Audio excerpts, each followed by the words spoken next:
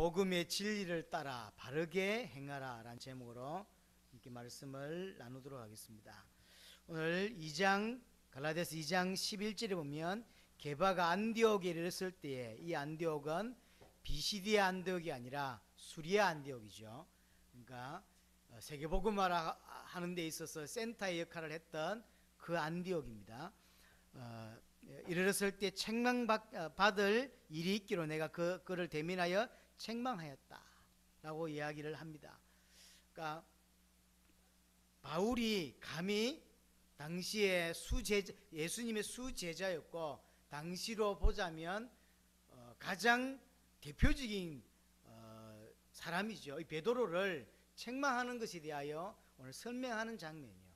나이를 봤어도 베드로가 훨씬 위이고 12제자였던 사역을 봤어도 실제로는 바울의 어떤 영향력보다 베드로가 훨씬 컸습니다. 지금이야 우리가 성경을 통해서 이렇게 살펴보니까 실제로 역할을 따지고 보면 베드로가 아니라 바울이라는 걸 알지만 당시의 문화나 당시의 분위기로 볼 때 베드로는 아무나 함부로 할 수 없는 인물이고 예수님의 수제자였습니다. 그런데 그 베드로를 향하여 바울이 굉장히 책망하는 장면이에요. 책망하는 장면이고 3장에 보면 이 책망을 하면서 갈라디아 교회에 말하고 있는 거죠. 지난주에 다른 복음에 대한 이야기를 나누었습니다. 다른 복음을 받으면 저주를 받을 것이라고 강하게 이야기하고 있고, 그러면서 3장에는 갈라디아 성도를 향하여 어리석다라고 강하게 이야기합니다. 갈라디아서는 전체적으로 따지면 굉장히 강한 이야기예요. 강한 이야기예요. 자기가 세운 교회 성도들을 모아놓고 너희들은 저주받을 거다라고 이야기하고 있는 거죠. 정확히 말하면 이 바보들아, 이 어리석은 것들아 라고 이야기하면서 가장 당시에 대표적인 인물 베드로를 끄집어내면서 베드로를 강력하게 내가 책망했다라는 이야기를 하고 있는 거죠.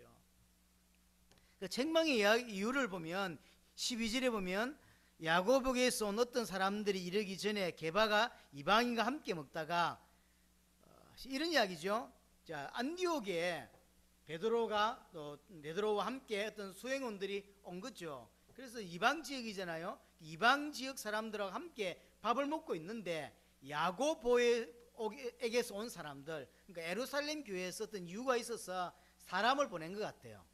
조금 더 이야기하자면 노예에서 사람을 보낸 거죠. 총회에서 사람을 보낸, 시찰을 보낸 거죠. 이렇게 보냈는데 그때 지금 베드로는 뭐 하고 있으면 밥을 먹고 있는 거죠. 그 누구와? 이방인들과. 시찰에서 또는 총회에서 사람들이 온다는 소식을 듣자마자 숟가락을 집어 던지고 베드로가 도망을 갔다는 이야기예요. 자, 그럼 베드로와 같이 왔던 사람들은요 어찌 됐죠? 그게 13절에 남은 유대인들도 그랬죠. 베드로가 도망을 가니까 같이 따라왔던 사람들은 어떻게 되겠습니까? 똑같이 도망을 간 거죠. 여기 누가 등장하죠? 13절에 바나바, 바울과 함께 당대 세계복음 사역을 시작했던 그 바나바, 이 바나바도 함께 있었던 것 같아요. 이 바나바도 도망을 가요. 여기에 대해서 바울이 굉장히 책망을 하는 이야기입니다. 이 이야기를 조금 더 잘 이해하려면 사도행전을 좀 보는 것이 옳을 것 같습니다. 사도행전 10장을 한번 보겠습니다. 사도행전 10장 9절부터 16절까지 보면 베드로가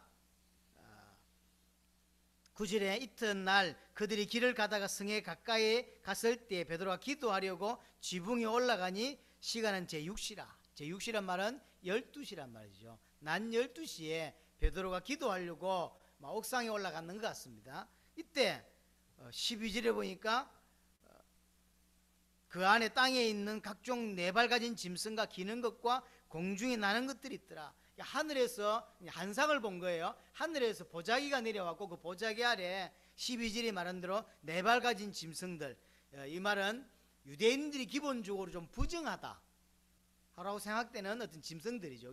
이 짐승은 먹지 않습니다, 기본적으로. 그런데 13절에 소리가 있었는데 베드로야 일어나 잡아먹으라. 이건 한상이에요.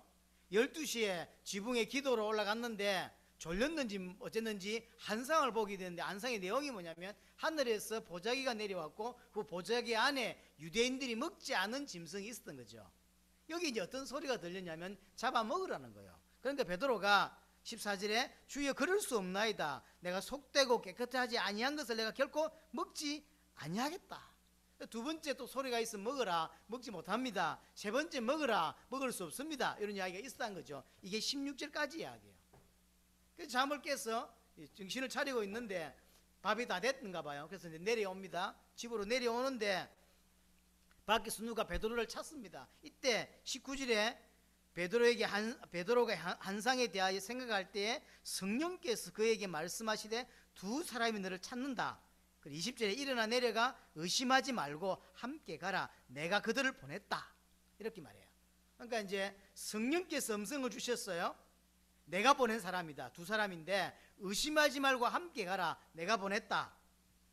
이렇게 이야기하죠. 그리고 이제 그들을 불러들여서 베드로가 23절에 보니까 들여 유숙합니다. 그리고 그 다음 23절부터 마지막 절은 그래서 고넬료 집을 가게 됐다는 이야기고, 고넬료 집에 가서 복음을 전했다는 이야기예요. 이게 10장의 이야기죠.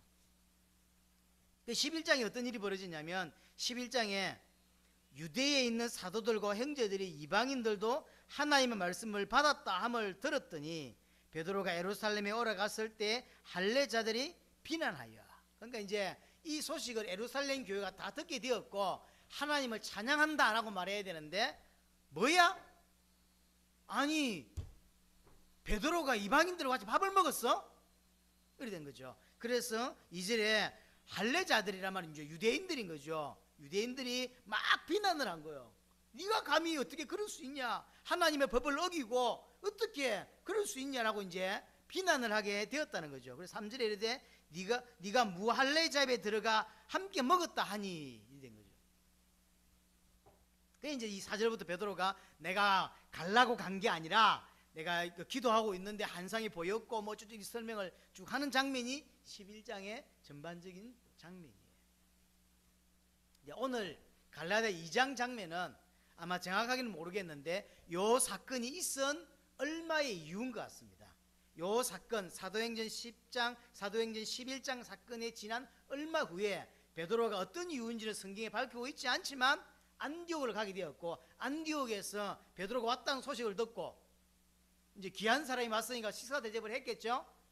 그 이제 식사 대접을 하니까 밥을 먹고 있는 찰나에 해필 밥을 먹고 있는데 또 예루살렘에서 자기를 비난하고 욕했던 이 사람들이 오게 된 거죠. 그러니 이제 베드로에겐 트라우마가 있는 거죠. 숟가락 집어 던지고 바로 도망을 가는 거예요. 그러니까 따라왔던 사람들도 도망을 가고 바나바도 도망을 간 거죠. 이런 이야기입니다.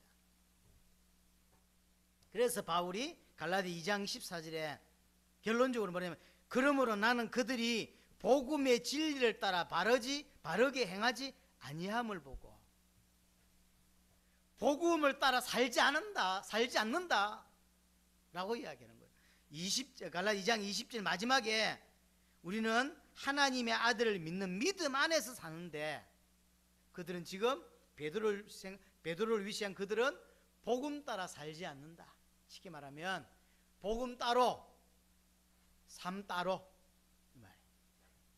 예수를 그리스도를 믿으면 그 믿는 대로 삶을 사는 게 아니냐는 거예요. 근데 예수는 정확히 믿는지 몰라도 삶은 예수 믿지 않는 자의 삶을 산다는 거예요. 누가 이야기를 하고 있습니까? 바울이. 누구에게? 베드로에게. 베드로, 네가 예수의 수제자이고 네가 예수를 그리스도를 믿는지 모르지만 너의 삶은 복음을 믿는 자의 삶이 아니라는 거예요. 복음을 따라 바르게 살지 아니한다. 그러면서 하는 이야기죠. 14절에 당신은 유대인인데 유대인도 유대인답게 살지 않으면서 이방인을 유대인답게 살려고 하냐. 그러니까 쉽게 말하면 유대인들은 다 율법을 따라 살잖아요. 근데 유대인 당신이 그 율법을 다 지키며 사냐고. 못 지키고 살지 않냐고. 그런데 이제 막 하나님께로 돌아온 이방인이 유대인의 습관, 유대인의 풍습을 어떻게 다 따라 살 수 있겠냐? 유대인 당신도 유대인답게 안 살면서 어떻게 이방인을 유대인답게 살려고 만드냐? 그게 말이 된다고 생각하냐? 당신이 예수를 그리스도로 믿는지 몰라도 당신의 삶은, 당신의 행동은 복음을 따라 올바르게 사는 삶은 아니다, 그 말이에요. 이 말이 지금 표현이 이렇게 돼 있어서 그렇지 강한 이야기요. 아주 강력한 이야기요. 감히 바울이 베드로에게 한 말이라니까요. 성도들을 보고 하는 소리가 아니라. 근데 실제 이것은 이 시대를 살아가는 많은 기독교인이 마음에 담아야 될 내용이에요. 마음에 담아야 될 내용이에요. 왜냐하면 지금 이 시대의 사람들은 복음도 잘 모르지만 어느 정도 복음을 안다고 치더라도 복음 따로 삶 따로 살아요. 복음은 복음이고 내 삶은 내 삶이에요. 복음과 전혀 상관없는 삶을 실제로 살아갑니다. 한마디로 표현하면 복음과 삶이 분리되어 있어요.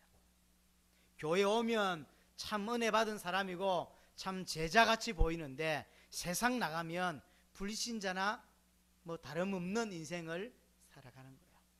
그 현장에서 기도할 줄 모르고 그 현장에서 하나님을 인정할 줄 모르는 인생을 살아가는 거죠. 자기 입으로 나는 교회 다닌다 말 안 하면 교회 다니는지 모르는 사람들이 대부분이에요. 지난번 아프리카 사역을 마치고 돌아오는데 비행기가 이륙해서 가고 있는데 남자 세 사람이 자리에서 일어나더니 그 비행기 사이사이에 조금 넓은 장소가 있잖아요. 여기에 뭘 걸더니 세 사람이 저를 이렇게 얘기해요. 우리가 전부 다 이렇게 봤어요. 뭐죠? 이슬람이에요. 정시기도 시간인데 비행기 타고 가면서도 잊지 않고 합니다. 다 압니다. 그럼 누가 말을 해서 나는 이슬람입니다 말 안 했죠. 그 사람은 하루에 5번씩 절대적으로 목숨처럼 지키죠. 그렇게 살아요. 기독교인들은 복음도 잘 모르는 데다가 삶도 복음하고 분리된 삶을 살아요. 그런 경우가 너무 많습니다. 그래서 한마디로 여전히 옛 모습대로 사는 거예요. 정말로 예수를 그리스도로 믿는지 안 믿는지는 모르겠는데 어떤 한 모습을 보면 믿는 것 같아요. 그런데 삶을 보면 믿지 않는 삶을 옛 모습 그대로 살아간다는 거죠. 복음 받기 이전의 삶과 별반 다르지 않는 인생을 살아가는 것들을 사실은 많이 보게 됩니다. 여전히 육신을 위해 살고 있고요. 바울은 이 육신을 위해 사는 사람을 보고 십자가의 원수라고까지 표현했는데 여전히 육신을 위해 살고 있고요. 분명히 보면요 은혜 받은 것 같아요. 교회에서 기도하는 거나 교회에서 신앙생활 하는 거 보면 분명히 은혜 받은 사람 같아요. 그런데 직장을 가거나 가정을 가보면 전혀 다른 인생을 살아가는 사람이 너무 많습니다. 종교인으로 살아가죠. 교회 와서는 참 은혜 받은 자의 모습으로 보이고 실제로 삶 가운데 들어가면 그냥 종교인이에요. 이중적인 삶을 살아갔죠. 그래서 어떤 사람은 이런 기독교인을 향하여 가면을 썼다 이렇게 표현을 하더라고요. 어떤 가면을 썼는지는 잘 모르겠는데 구원을 받았는데 세상적인 가면을 쓴 건지 아니면 원래 옛사람인데 새 피조물의 가면을 어디서 얻어 쓴 건지는 잘 모르겠어요. 둘 중에 하나겠지. 가면을 쓰고 사는 거예요. 예수를 그리스도로 믿으면 믿는 자의 삶을 살 건데 실제로 예수를 그리스도로 믿는다고 입으로 고백하면서 삶은 옛사람 그대로 새 피조물이 아니라 옛사람 그대로 살아가요. 별반 달라진 게 없는 거죠. 분명히 성경은 예수를 그리스도로 믿으면 새 피조물이라고 그랬어요. 삶의 방식이 달라진 새 피조물, 삶의 방향이 달라졌고 삶의 목표가 달라졌고 삶의 이유가 달라진 새 피조물인데 실제로 돌아보면 그렇지가 않아요. 그렇죠? 그렇지가 않아요. 현실은 옛 모습 그대로 그대로 살아갑니다. 거기다가 한술 더 뜨는 사람은 변할 생각도 없고 바뀔 생각도 없이 살아가는 사람도 있어요. 그냥 결정한 거죠. 난 이렇게 살겠다 라고 결정을 한 거죠. 그러면서 입으로는 예수가 그리스도로 고백하고 세계복음화를 부르짖습니다. 전부 입으로 살아요. 믿음도 입이고 세계복음화도 입으로만 해요. 또 어떤 사람은요, 제가 볼 때 저 사람은 복음을 받은 게 맞다라는 생각이 드는 사람이 있어요. 예를 들어서 베드로 같은 사람은 지금 구원을 못 받았겠어요? 베드로가 구원을 못 받았나? 이렇게 말하면 베드로 구원 받았겠죠. 주는 그리스도시요 살아계신 하나님의 아들이라는 고백을 정확하게 했고, 그게 성경에 또 기록에 남아있고, 그가 베드로 전후서의 기록을 보면 이 사람은 구원받은 게 맞다라는 확실한 증거들이 있어요.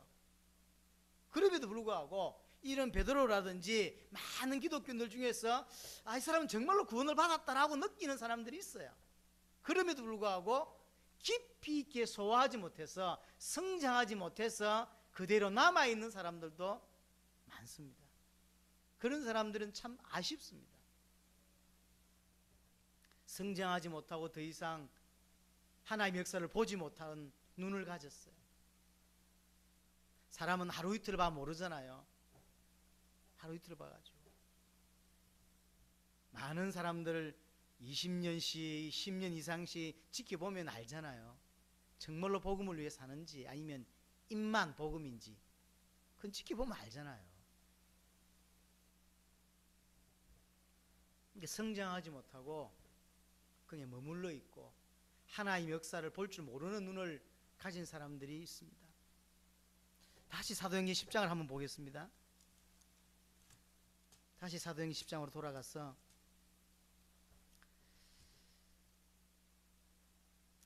사도행전 10장 9절에서 16절 이 하늘에서 음성과 베드로의 어떤 이게 오가는 대화들은 이해할 수 있습니다. 기본적으로 율법을 지키고 살았기 때문에 그렇다라고 이해할 수 있습니다. 그런데 그게 문제가 아니라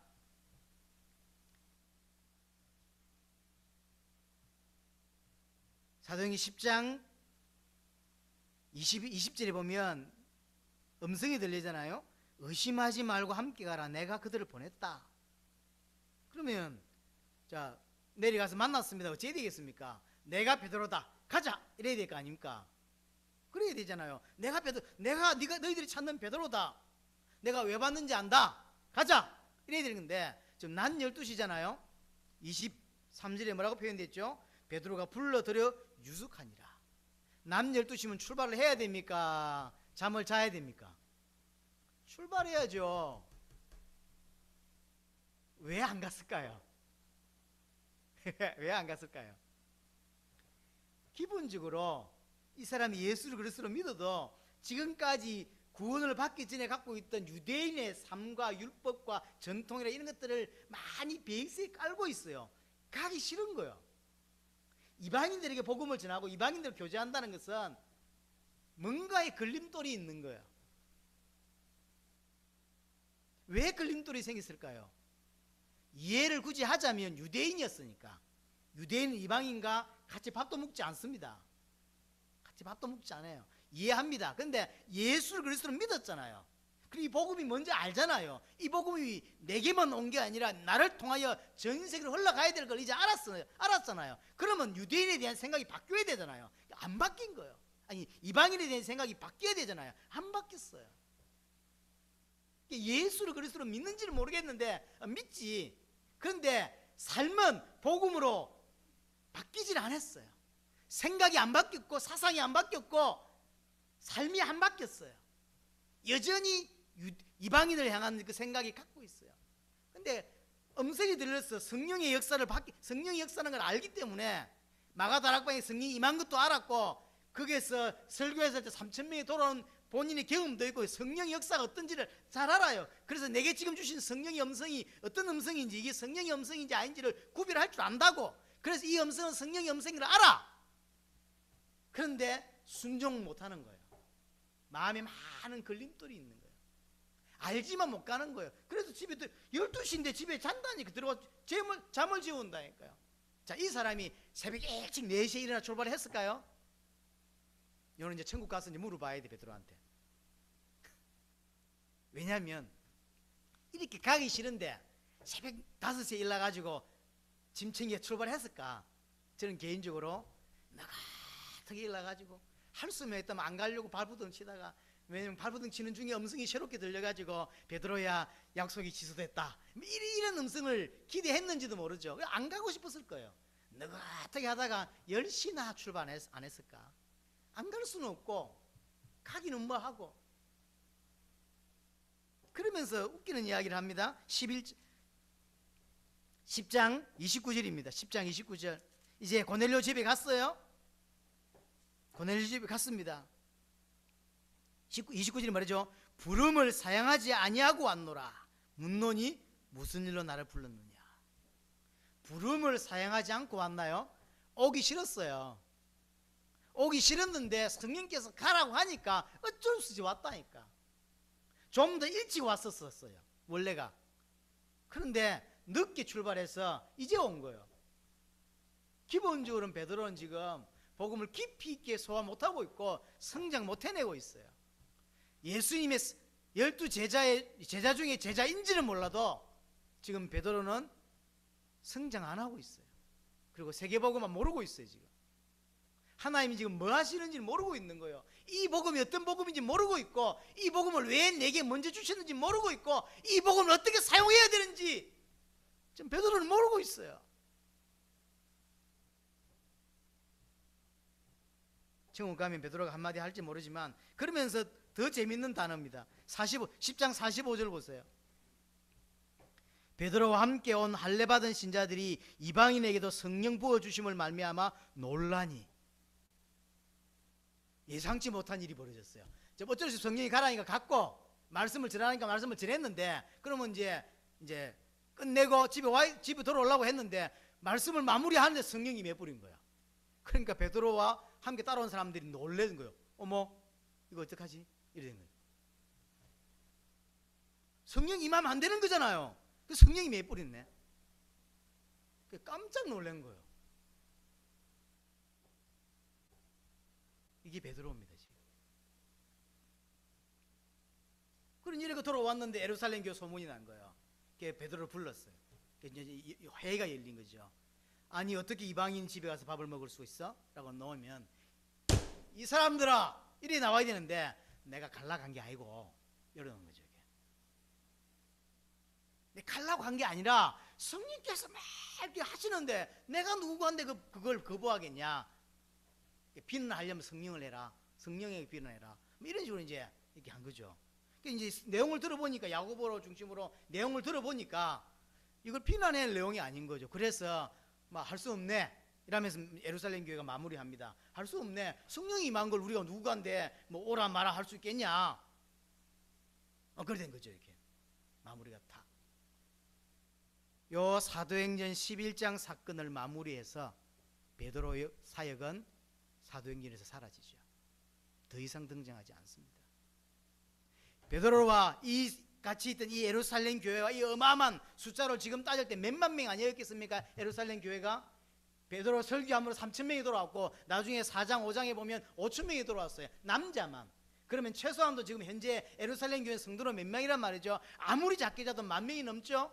대충 잡으면 재볼 땐 4만에서 5만 명 이상의 성도들이 모이는 교회가 됐다니까 지금. 그런데 베드로의 수준이 이래요. 베드로의 수준, 예루살렘 교회 수준이 이래요. 하나님 이 교회를 쓰실까요? 쓰실 수 있을까요? 요 사건을 딱 끝으로 예루살렘 교회와 베드로는 하나님의 주 사역에서 이탈하게, 하나님이 제껴버렸습니다. 지금 당대 세금은 우리를 쓰고 있습니다. 끝까지 쓰임받을까요? 끝까지 쓰임받을 수 있을까요? 고민해봐야 돼요. 어느 누구 베드로에게 감히 하나님의 주 역사에서 제외됐다 말할 수 없어요. 그러나 우리는 말할 수 있습니다. 사실이에요. 분명히 예수가 그리스도라는 복음을 받았는데 더 이상 성장하지 못하고 있고 눈 열리지 않고 있고 하나님 역사를 못 보고 있다면 하나님이 계속 그를 쓰실 이유가 없어요. 안타깝게도 이런 사람도 있다니까요. 복음보다 전통이 우선이고 복음보다 율법이 우선이고 복음보다 자기 육신이 우선인 사람, 이 엄청난 복음을 받았음에도 불구하고 이 복음이 무엇을 의미하는지를 모르고 있고 이 복음의 능력이 어떤 것인지 모르고 있고 하나님이 내게 이 복음을 왜 주셨는지 모르고 있는, 앞으로 하나님께서 그래서 뭐 하시겠다는지 하나님의 계획을 모르고 있습니다. 어떤 사람은 관심도 없다니까요. 여전히 그들은 그들의 성향대로, 그들의 기질대로, 그들의 어떤 체질대로, 그들의 습관대로 살아가고 있어요. 옛날에 어떤 목사님이 메시지를 하시면서, 이분은 좀 말을 좀 쉽게 하시는 목사님이요. 성도도 제법 많이 성장했고 교회도 제법 많이 컸습니다. 지금 뭐 1000단 이상 모인다고 들었습니다. 제 개인적으로 제 개인의 스승이기도 했던 분입니다. 우리 메시지를 하면서 이런 이야기를 하셨어요. 아, 나는 원래 그래. 그게 마음에 탁 꽂혔어요. 좋은 의미에서가 아니라 나쁜 의미로. 이 복음을 받아놓고 나는 원래 그러니까 듣는 사람들하고 이해해라 이 말 아니에요. 나는 말 함부로 하니까 듣는 사람들이 다 이해해라 그 말 아니에요. 그게 말이 돼요? 왜 안 바뀌려고 합니까? 지는 바뀔 생각이 없어. 그러니까 나는 함부로 말하니까 상처받지 마라 막 그 말인데, 그게 말이 됩니까? 그날 이후로 제가 그분을 제 스승에서 자리를 내려놨어요. 아, 이 사람은 바뀔 생각이 없구나. 이분은 능력은 있지만 하나님이 계속되는 역사 속에서 자신을 낮추고 무릎 꿇고 하나님 인정하면서 계속 성장해 갈 생각이 없구나. 교회는 지금 현재 성장하고 있고, 옛날에 그분의 이름 되면 그 단체에서는 가장 알아줬고 메시지 그 단체에서 가장 잘하시는 분 중에 한 분이에요. 본인은 바뀔 생각이 없어. 본인은 이대로 그냥 살 거야. 그게 신자인가요? 전 그렇지 않습니다.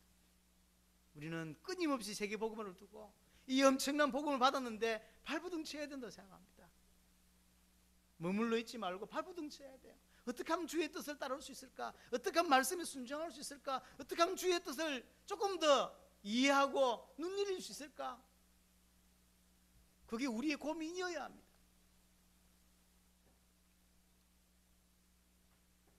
자, 그래서 결론적인 이야기를 좀 하면서 마무리를 해야 되겠습니다. 그래서 갈라디아 2장 오늘 11절에서 21절 내용이 뭐냐면, 바울이 그래서 베드로를 굉장히 책망하고 그러면서 14절의 핵심인 거죠. 복음의 진리를 따라 바르게 행하지 아니한다. 자, 그러면 바르게 행하려고, 바르게 행하게 하려고 주신 메시지가 19절 20절이에요. 우리가 갈라디아 2장 20절을 참 많이 인용합니다. 그렇죠? 그럼 이게 뭐 어떤 의미냐는 거예요. 사람들이 그냥 무조건 인용하는데 이건 이 배경 속에서 나온 단어입니다. 우리는 첫 번째로 구원부터 이해해야 합니다. 구원을 받았지만 구원부터 이해해야 돼요. 왜냐하면 구원을 분명히 받은 것 같은데 그들의 삶을 보면 구원을 이해하지 못한 삶이 나와요. 그러면 다시 구원을 이해시켜야 돼요. 구원부터 이해해야 됩니다. 그래서 16절에 사람이 어렵게 되는 것은 율법의 행위로 말미암음이 아니요 오직 예수 그리스도를 믿음으로 말미암은 줄 알므로. 그래서 우리도 그리스도 예수를 믿나니, 그러니까 예수를 그리스도로 믿음으로 구원을 받기 때문에 우리가 믿는 거 아니냐 그 말이죠. 우리가 왜 믿냐라고 할 때 그것만이 답이니까, 우리가 율법의 행위로서가 아니고 그리스도를 믿음으로써 어렵다 함을 얻으려 함이라. 율법의 행위로서는 어렵다 함을 얻을 육체가 없다. 어떤 사람이 율법을 지켜서 구원을 받을 수 있냐? 없지 않냐? 예수를 그리스도로 믿음으로 구원받는 거 아니냐? 예수를 그리스도로 믿음으로만 어렵게 되는 게 아니냐라고 좀 바울이 이야기하는 거예요. 자, 그런데 어째서 이 부분이 눈이 크게 열리지 않을까요? 이거는 답은 하나입니다. 인간의 문제를 못 본 거예요. 인간의 문제가 율법을 지키기 행함으로 가능하다고 생각하는 것 같아요. 그게 인간의 문제가 아닙니다. 인간의 문제는 사단의 역사로 죄를 지어서 하나님과 단절된 문제예요. 이 문제는 내가 좀 착하게 산다고, 내가 좀 율법 좀 지킨다고 해결될 수 있는 문제가 아니에요. 인간 스스로 해결할 수 있는 문제가 아닙니다. 그래서 하나님은 성경을 통해서 딱 하나만 약속하셨어요. 여러 개를 약속하는 것 중에 우리가 붙잡아야 되는 게 아니라 성경은 한 개만 약속하셨다니까. 그 이름이 그리스도입니다. 자, 그럼 묻겠죠. 그럼 목사님 율법은 왜 주신 겁니까? 할 때 로마서 3장 20절에 보면 율법을 주신 이유가 뭐냐면 죄를 깨닫게 하려고. 율법을 이거 하면 안 돼, 저거 하면 안 되는 게 이게 율법이에요. 이거 하면 저주받아, 저거 하지 마라고 하는 게 율법이에요. 그 율법을 통하여 뭘 깨달을 수 있냐면 내가 죄인이구나, 내가 이것으로 하나님 만날 수 없구나라고 하는 죄인임을 깨닫게 하는 게 율법의 원래의 목적이에요. 그래서 두 번째 율법의 목적은 뭐냐면 율법을 지킴으로 구원받을 수 없구나, 하나님을 만날 수 없구나. 그래서 누가 필요하냐? 그리스도가 필요하다라고 하는 몽학선생, 가정교사의 역할을 율법이 하는 거예요. 그게 갈라디아 3장 24절에 나오죠. 한번 거기 있으니까 보겠습니다. 3장 23절에 보면 24절부터 보겠습니다. 이같이 율법이 우리를 그리스도께로 인도하는 초등교사가 되어, 가이드가 됐다는 거죠. 그리스도께로 인도하는 가이드가 누구냐면 율법이요. 그럼 실체가 왔으면 가이드가 필요합니까? 필요하지 않아요. 저는 안산에 삽니다. 만약 여러분이 안산에 왔으면 혹시 안산 지역을 모르면 가이드가 필요하겠죠. 그럼 저는 가이드가 필요하나요? 필요하지 않아요. 우리 집에 처음 들어온 사람은 화장실이 어딘지 잘 모르죠. 그럼 제가 안내를 해줄 수 있겠죠. 여기 화장실입니다. 근데 저는 우리 집에 지금 그 집에 한 7년 8년 살고 있는데 집사람한테 화장실 어디야? 물어보고 간다면 그게 말이 됩니까? 그런 거요. 율법이 뭐죠? 가이드라니까. 화장실 어디예요? 라고 할 때 저기입니다 라고 하는 가이드가 율법의 역할인데, 나는 거기에서 지금 8년째 살고 있다고, 8년째 사는데 지금 여전히 집사람한테 화장실 어디로 가야 돼? 라고 묻는다면 기사대기를 한 대 맞든지 아니면 병원을 가든지 둘 중에 하나가 돼야 된다고. 그리스도가 오셨는데 아직도 율법을 통하여 구원을 받겠다는 둥, 지켜야 되는 둥, 말아야 되는 둥 싸움이 있다는 자체가 구원을 이해했냐고. 이해 못했다니까. 그래서 이 율법을 언제까지 유효하냐라고 할 때 23절이죠.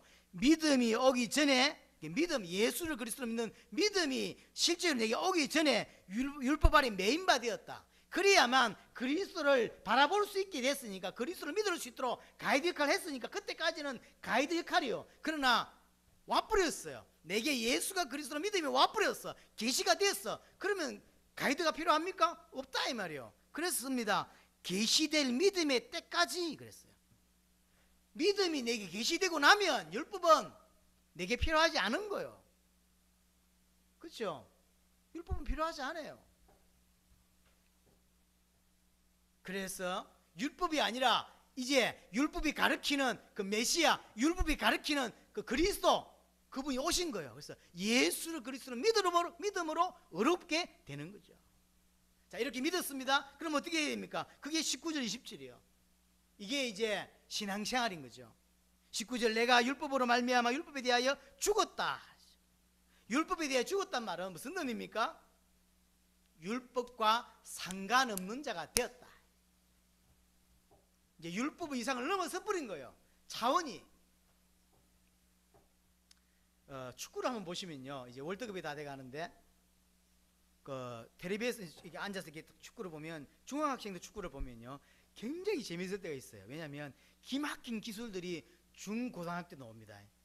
오버헤드킥이라든지 막 이상한 헬라는 발기술들이 나와요. 와, 이럴 때 있죠. 국가대표들이 주로 그런 거 합니까? 안 합니다. 그럼 못해서 안 하나요? 그런 건 지금 이 판에는 필요하지 않은 거예요. 왜냐하면 수준이 지금 그런 수준 낮은 이런 문제가 아니라 훨씬 높은 수준을 가 있다고. 지금 국가대표로 하니까. 근데 지금 잔잔한 이 발기술 보이면 우리는 일단 이렇게 막 넘어가잖아요. 오, 뭐 이런단 말이에요. 두세 명 제끼는 거 보면 오 이러는데 이거보다 한 10배 이상의 지금 위치에 올라가 있다고. 그 사람들은 그거 잘 안 합니다. 그런 많은 것들이 쌓여서 그 위치에 갔다고. 지금 똑같은 의미요. 복음이라고 하는 건 그 율법하고 차원이 다른 이야기요. 아예 넘어서 버렸다니까. 그 높은 거라니까. 율법에 대하여 난 죽었다. 율법에 대하여 자유케 됐다는 거예요. 옛날에는 이거 지키면 안 되고, 아니 이거 하면 안 되고 저거 하면 안 되고 이랬는데 이제는 다 자유케 되는 거예요. 상관없이 됐죠. 그러면서 한 말이 갈라디아 2장 20절 그 유명한 단어예요. 내가 그리스도와 함께 십자가 못 박혔다. 무슨 말입니까? 죽었다는 이야기죠. 신앙생활이 뭐냐? 옛 체질, 옛 모습, 옛 기질, 옛 성향 그대로 남아있는 것이 아니라 죽은 거예요. 아직도 옛 체질 이야기하고 옛 성향 이야기하고 나는 원래 그런 놈이야.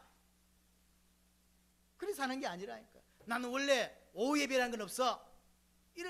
자기가 갖고 있는 성향 아닙니다. 그런 신앙생활 아니에요. 지생활이지.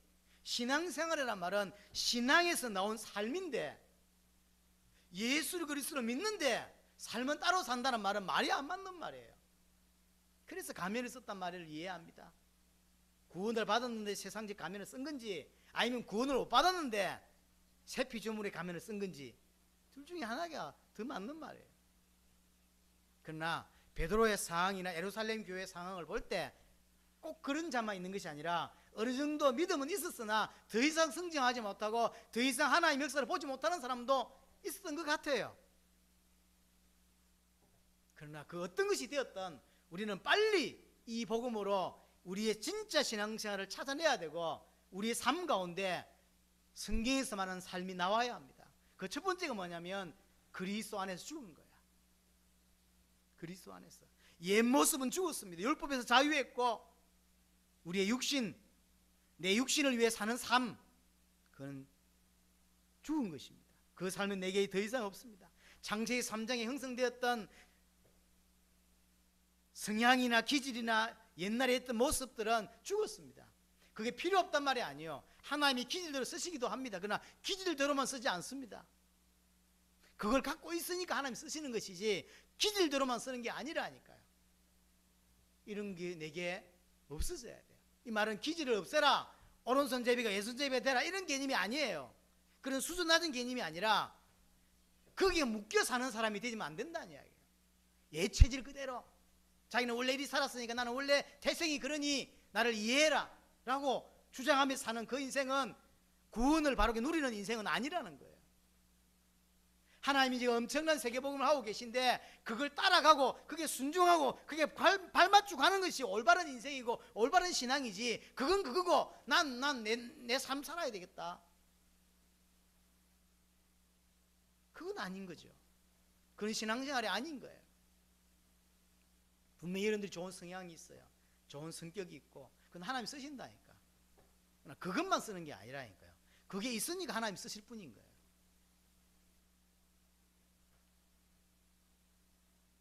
말 함부로 하는 그걸 하나님 쓰실 때가 있잖아요. 왜냐하면 앞뒤 계산하지 않고 그냥 찔러버려요. 세계복음을 쓴다니까. 그러나 계속 그렇게 찌르면 안 그래요? 찌르기만 계속 해가지고 될 일입니까? 안 그래요? 분명히 아주 날카롭게 말하는 사람 있잖아요. 그러면 어떤 사람이 상처를 주기도 하고요. 그래서 비난을 받기도 하잖아요. 그럼 하나님이 그걸 당시에 쓰실 때가 있다고. 왜냐하면 아주 안 깨지는 돌이 있는데 그런 사람 딱 보내면요, 막 얼마나 찔러 쪼개는지 몰라. 근데 그걸 써먹을 때가 몇 군데가 안 된다니까요. 그러나 이 현장에는 그렇지가 않아요. 그러면 자기 그거 없애야지. 다르게 하는 게 쓰임받아야지. 근데 너무 강해. 근데 그래가지고 결국은 세계복음에서 탈락되는, 성질을 하나님이 쓰시고 성령을 하나님이 쓰신다니까. 그러나 거기에 머물러 있으면 그 정도입니다. 그 정도죠. 여러분들이 했던 좋은 성향들, 체질들 있잖아요. 하나님이 분명히 쓰신다니까요. 그걸 당세복에 쓰세요. 그러나 거기에 머물러 있으면 안 된단 말이에요. 강하게 하는데도 쓰임받을 수 있고 유한데 하는데도 쓰임받을 수 있어야 오는 거죠. 하나님 이번에 이쪽에 역사하면 이쪽에 발걸음 옮길 수 있는 자가 되는 것이 맞고, 왼쪽에 역사하면 하나님께 그러면 거기 인정하고 그걸 따라갈 수 있는 사람이 맞는 것이지, 자기는 무조건 고래, 무조건 오른쪽이래, 남자는 오른쪽이지, 무조건 오른쪽만 가면 말이 됩니까? 그런 스타일로 가 있다는 성향을. 그리고 끝까지 쓰임받을 수 있나요? 옛 체질, 옛 성향, 옛 기질, 옛 모습, 좋은 것이든 나쁜 것이든 하나님 앞에서는 필요하지 않아요. 내가 죽은 거야. 이 사람은 주님의 십자가를 늘 간직하고 살아요. 오후 예배 때 이야기를 좀 더 이야기하겠습니다. 바울은 뭐라고 표현하냐면 주의 죽으심을 짊어지고 산다, 이런 표현을 했어요. 무슨 말이죠? 주의 죽으심을 통하여 이루신 그 일이 뭡니까? 그걸 날 기억하는 거예요. 그걸 짊어지고 산대. 그리고 죽음 앞에 늘 자기를 세운대. 세계복음화를 위해 살다가 죽음이 왔어. 그럼 그 길을 가는 거예요. 어떤 의미인지 아시겠죠? 자기 인생에 있어서 예수가 그리스도란 복음보다 가치 있는 건 없는 거예요. 이 복음을 전하는 것에 있어서 좋은 것만 있는 것이 아니라 안 좋은 일도 있을 수 있어요. 상관없이 그 길을 가는 거예요. 그래서 그게 죽음이면 죽겠다는 거지. 죽으라는 이야기를 하고 있는 게 아니라 이 사람의 인생에 가장 중요한 게 뭐냐는 거죠. 복음이었다는 거죠. 바울은 그렇게 살았어요.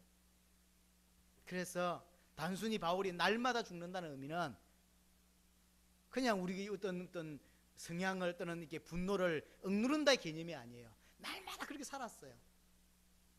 자기 주님의 십자가를 짊어지고 날마다 죽음 앞에 대면하면서 그걸 위해서만 살았어요.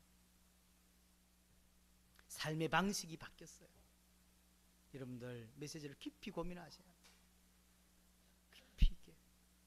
그래서 성장해 가야 하고 하나님을 더 알아가야 되고 하나님의 역사를 더 깊이 볼 줄 아는 눈이 계속 열려가야 합니다.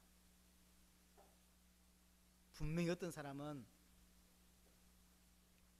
은혜 받지 정확하게 예수를 그리스도로 믿는다는 의미를 모르는 자도 있을 수 있고, 어떤 사람은 믿지만 삶이 안 바뀌는 사람도 있고, 예루살렘 교회처럼 또는 베드로처럼.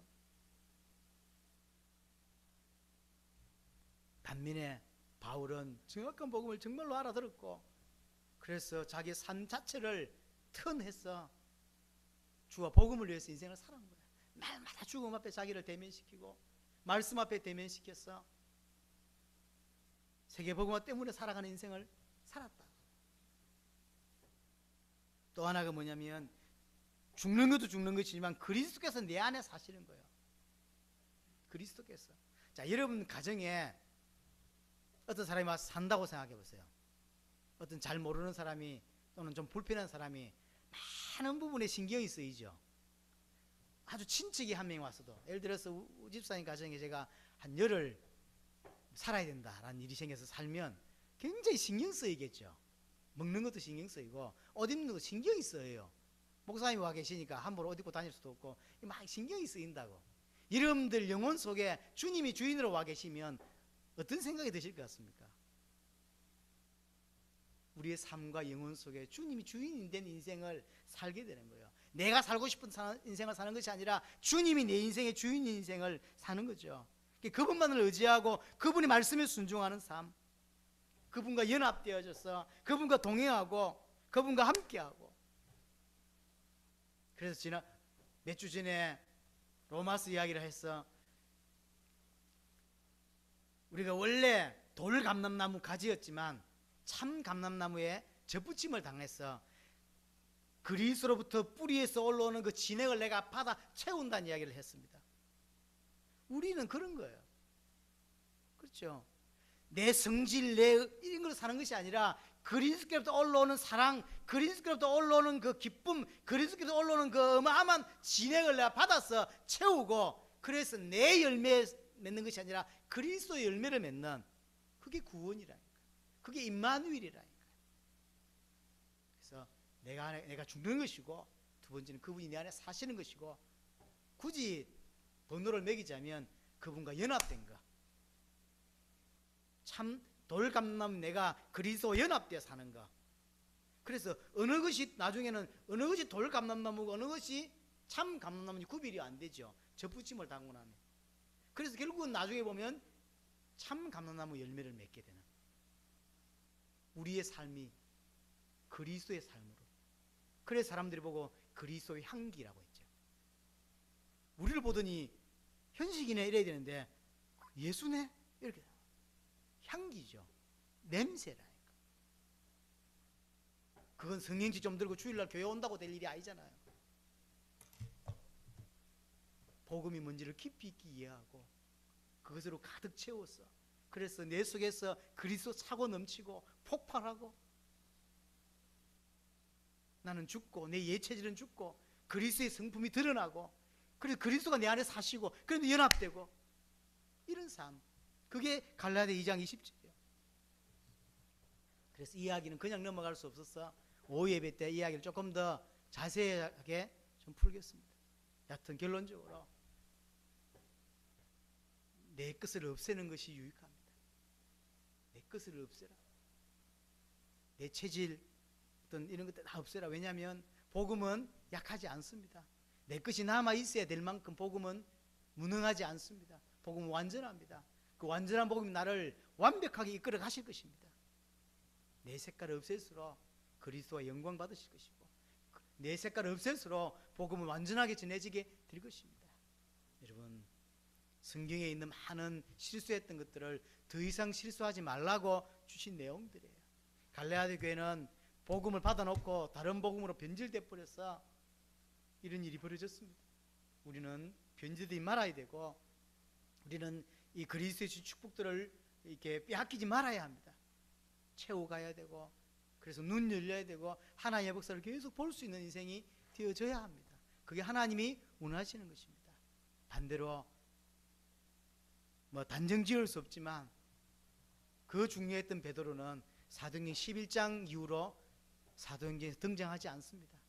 쉽게 말하면 하나님의 주 메인 사역에서 제외됐어요. 물론 나중에 베드로 전후서라는 성경을 기록했지만 너무나도 아쉽게도 하나님의 역사에서 제외됐다는 사실을 잊지 말아야 돼요. 이 말은 한국 교회가 인정하지 않겠지만 사실입니다. 우리 교회가 그런 위치예요. 세계복음을 할 수 있는 위치에 와 있습니다. 그렇다고 해서 계속 세계복음을 할 수 있는 것도 아닙니다. 여러분에게 깊이 있게 복음이 계속 계시되어지고 그것으로 풍성해져서 여러분의 삶이 그리스도로 계속 이렇게 넓어지고 풍성해지는 그런 은혜가 있기를 바랍니다. 우리 말씀 붙잡고 통솔 한번 기도하겠습니다.